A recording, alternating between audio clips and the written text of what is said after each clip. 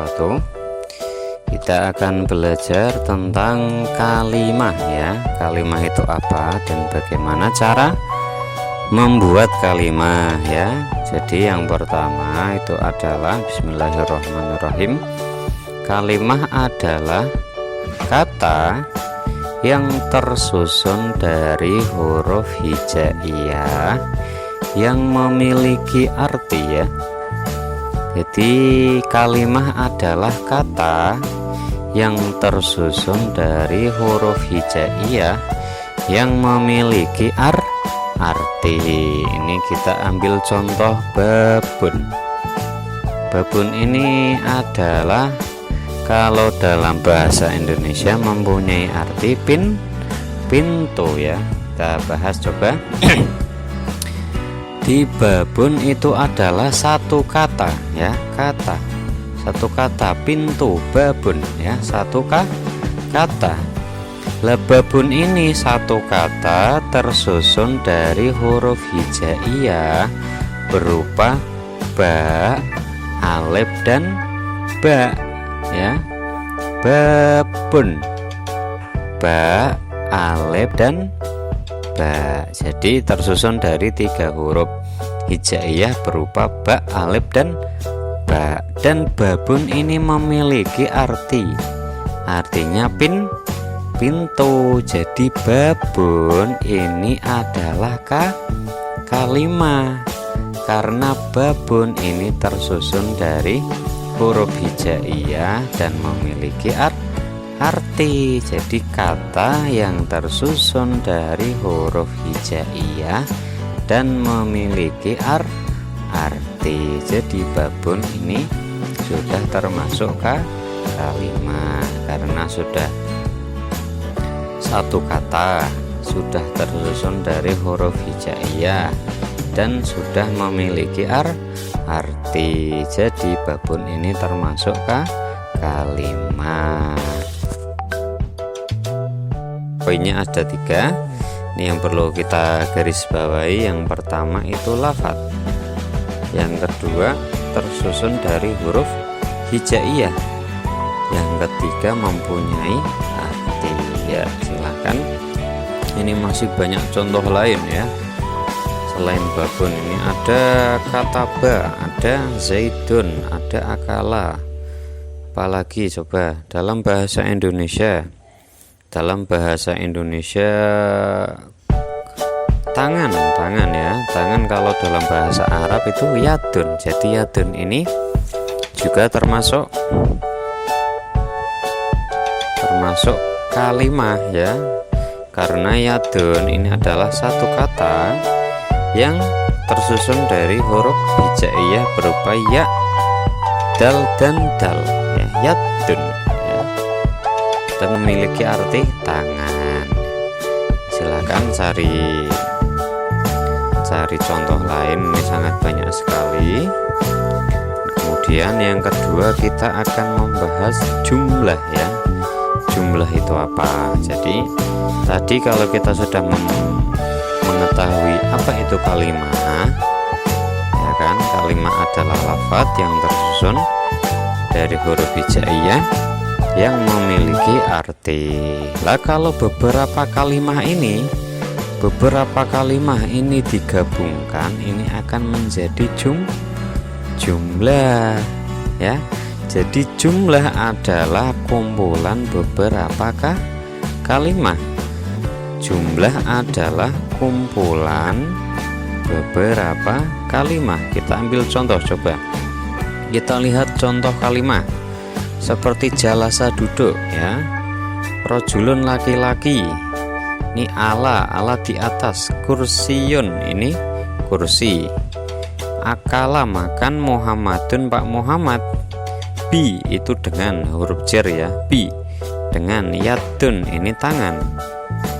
Terus kataba ini menulis, zaidun ini zaid, fi ini huruf jar di dalam, al-faslu itu mempunyai arti kelas. Nah, jadi ini semua dari jalasa sampai al-faslu ini semuanya adalah contoh kalimah.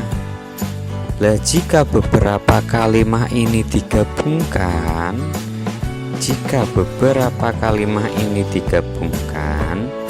ini nanti akan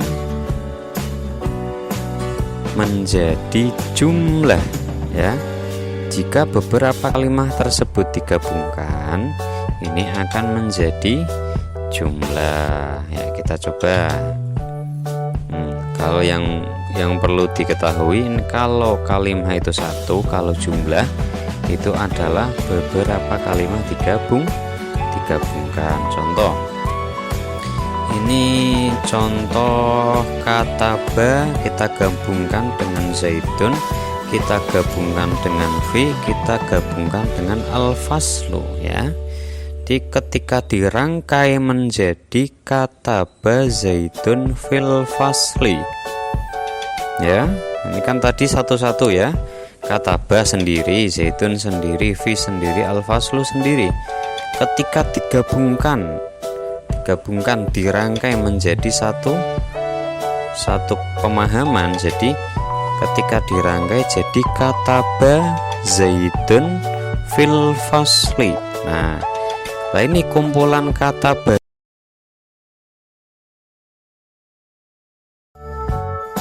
satu pemahaman. Jadi ketika dirangkai jadi kata ba zaitun fil fasli. Nah ini kumpulan kata ba zaitun fil fasli ini dinamakan jumlah. Jadi jumlah adalah susunan dari beberapa kalimat. Tadi kan satu-satu mencar-mencar sendiri-sendiri, kata ba sendiri, zaitun sendiri, fi sendiri, al-faslu sendiri. Tapi ketika ini digabungkan, dirangkai jadi satu kalimat yang panjang, ini kalau dalam bahasa Arab dinamakan jumlah. Contoh kata ba zaitun fil fasli. Terus kita rangkai lagi, coba akala Muhammadun bil yadi. Ini juga gabungan beberapa kalimat dinamakan jumlah. Terus jalasa rojulun alal kursi.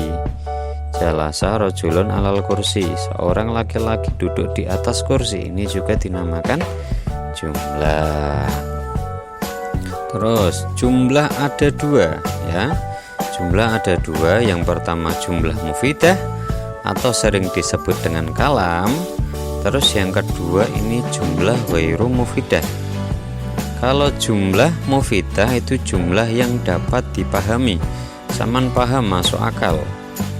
Kalau jumlah ghairu mufidah ini jumlah yang tidak dapat dipahami, jumlah sing sik saman kurung paham secara sempurna, masih bertanya-tanya ya, masih menjengkel. Contoh jumlah mufidah ya, jumlah yang dapat dipahami atau sering disebut kalam. Contohnya kata ba zaitun fil fasli. Pak Zaid menulis di dalam kelas. Ini keterangannya kan sudah sempurna ya, sudah tidak ada pertanyaan lagi. Oh bane Pak Zaid nulis neng kelas Pak Zaid nulis. Tapi napan jumlah ghairu mufidah itu jumlah yang belum dapat dipahami, yang tidak dapat dipahami. Ada pertanyaan ketika diungkapkan. Contoh, idza kataba Zaidun, jika Pak Zaid menulis. Nah ini kan kalimat jika Zaid menulis, jumlah jika Pak Zaid menulis. Ini kan kita masih ada pertanyaan ya. Lah terus napan Pak Zaid menulis nangopo kan? Nah biasanya kalau ada ida itu pasti ada jawab. Atau kalau dalam bahasa Indonesia ketika jika ada kata-kata jika ya kan, jika pasti setelahnya ada maka. Contoh, jika Pak Zaid menulis maka saya akan ikut menulis. Biasanya kan kok ya kan. Lah ini kok tidak ada terusannya, ini masih ada